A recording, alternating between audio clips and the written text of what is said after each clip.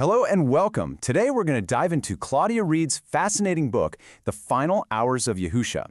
Now you'll notice the book uses the name Yahusha. That's a direct transliteration of the original Hebrew name for Jesus.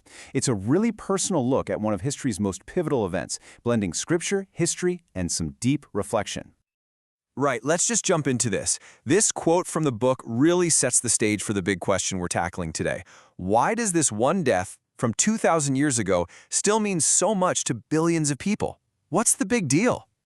Well, to really get our heads around that why, the book explains that we first have to understand the problem this death was supposed to solve. You see, this wasn't just some tragic accident. It was part of what the author calls a divine plan. According to the book, this idea of sin isn't just about, doing bad things. It's a state of being, a fundamental separation.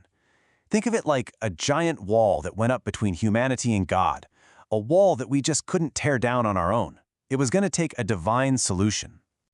So here's the crucial point. The source frames this death not as a tragedy, but as a deliberate act of love. It was like a purpose-built bridge, designed to span that chasm of separation and bring everyone back together.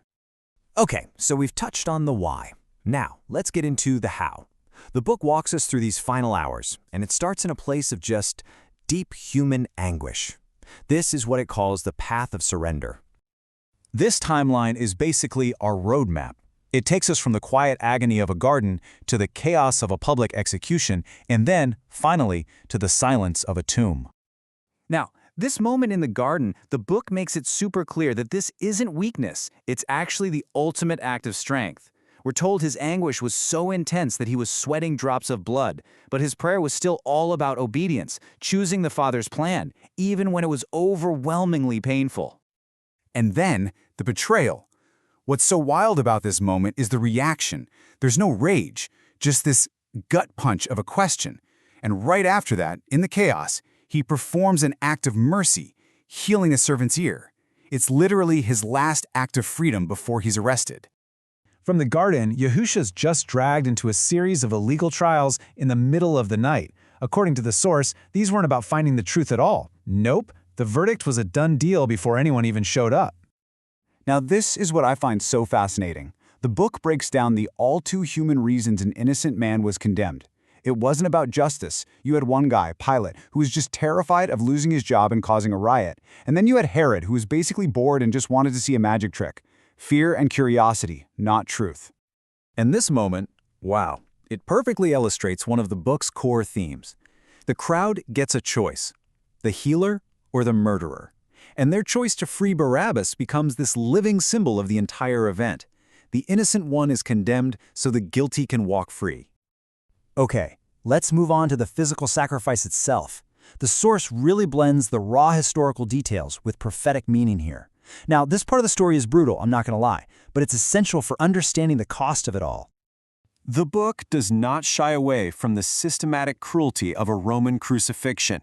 It breaks down every stage, from the whipping designed to cause maximum pain and blood loss to the mock coronation with thorns. The whole thing was designed to humiliate and break a person long before they were even nailed to the wood.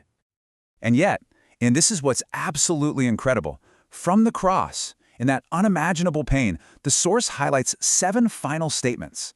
And these aren't just random cries of agony.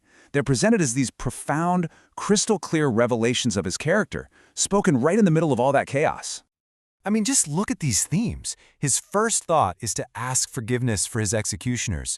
Then he offers salvation to the criminal hanging next to him.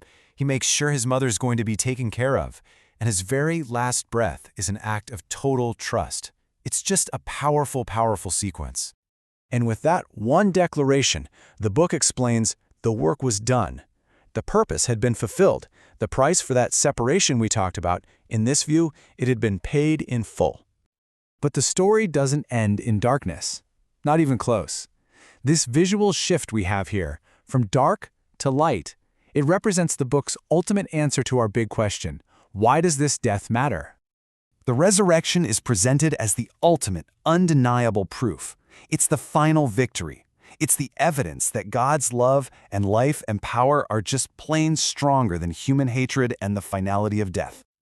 And this quote just nails it, doesn't it? This isn't the end of a sad story. It's the beginning of a whole new reality. It's the reason this event from 2,000 years ago is still resonating and inspiring hope all over the world. So, we're going to end with this final thought. The book finishes by inviting us to make this ancient story personal. It's not just about history, it's about today. It's asking, where in your life do you need the power of resurrection? Maybe it's renewal, or hope, or restoration. What does resurrection mean for you?